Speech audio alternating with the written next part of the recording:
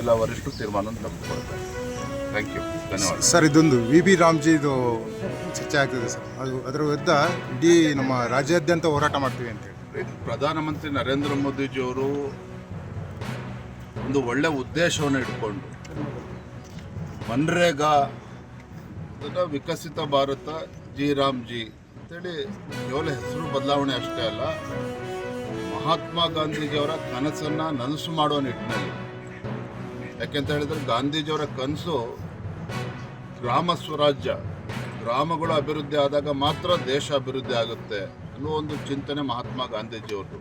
ಪ್ರಧಾನಮಂತ್ರಿ ನರೇಂದ್ರ ಮೋದಿಜಿಯವರು ಸಹ ಏನು ಕಳೆದ ಹಲವಾರು ವರ್ಷಗಳಿಂದ 2006ರಲ್ಲಿ ಇವತ್ತೇನು ಮನ್ರೇಗಾ ಅಂತೇಳಿ ಪ್ರಾರಂಭ ಆದಂಥ ಈ ಒಂದು ಯೋಜನೆ ಹಗರಣಗಳು, ಭ್ರಷ್ಟಾಚಾರ, ಆ ಬಡವರಿಗೆ ಹಣ ತಲುಪದೇ ಇರುವಂಥದ್ದು, ಹಳ್ಳಿಗಳಲ್ಲಿ ಗ್ರಾಮೀಣ ಭಾಗದಲ್ಲಿ ಅಭಿವೃದ್ಧಿ ನಮ್ಮ ಸಮಾಜ ಕಟ್ಟುವಂತ ಕೆಲಸ ಮಾಡಿದ್ದಾರೆ ವಿನಃ ಯಾವತ್ತೂ ಕೂಡ ಸಮಾಜದಲ್ಲಿ ಒಡಕನ್ನು ನಿರ್ಮಾಣವಂತ ನಿಟ್ಟಿನಲ್ಲಿ ಯಾವತ್ತೂ ಕೂಡ ನಮ್ಮ ಸಮಾಜ ಹೆಜ್ಜೆ ಹಾಕಿಲ್ಲ.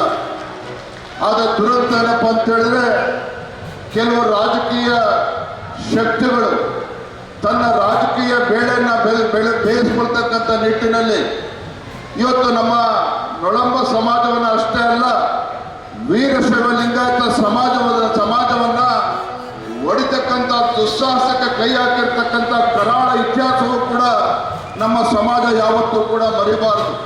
ಪುಣ್ಯದ ಕೆಲಸವಿತ್ತು ನಮ್ಮ ವೀರಶೈವ ಮಠಮಾನ್ಯಗಳು, ಜಗದ್ಗುರುಗಳು, ಪರಮ ಪೂಜ್ಯರ ನೇತೃತ್ವದಲ್ಲಿ ಆಗಿರ್ತಕ್ಕಂಥದ್ದು. ಆದರೆ ಇವತ್ತು ಯಾವ ಕಾಲಘಟ್ಟದಲ್ಲಿ ನಾವಿದ್ದೇವೆ ಅಂತ ಹೇಳಿದ್ರೆ, ನಾ ಆಗಲೇ ಹೇಳಿದಾಗೆ ಇವತ್ತು ನಮ್ಮ ಸಮಾಜವನ್ನು ಒಡೆಯುವ ಮೂಲಕ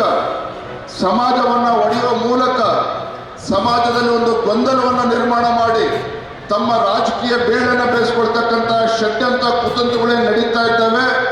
ಈ ವೇದಿಕೆ ಮೂಲಕ ಒಂದು ಸ್ಪಷ್ಟವಾಗಿ ಆ ದುಷ್ಟಶಕ್ತಿಗಳ ಒಂದು ಸಂದೇಶವನ್ನು ಕೊಡೋದಕ್ಕೆ ಇಚ್ಛಪಡ್ತೇನೆ. ನೀವು ಏನೇ ಪ್ರಯತ್ನ ಮಾಡಿದ್ರು ಕೂಡ ನಮ್ಮ ನೊಳಂಬ ಸಮಾಜ ಇರ್ಬೋದು, ವೀರಶೈವ ಲಿಂಗಾಯತ ಸಮಾಜ ಇರ್ಬೋದು, ಯಾವತ್ತೂ ಕೂಡ ನಮ್ಮ ಸಮಾಜವನ್ನು ಒಡೆಯೋದಕ್ಕೆ ಸಾಧ್ಯ ಇಲ್ಲ ಈ ವೇದಿಕೆ ಮೂಲಕ ಹೇಳಲಿಕ್ಕೆ ಇಚ್ಛಪಡ್ತೇನೆ.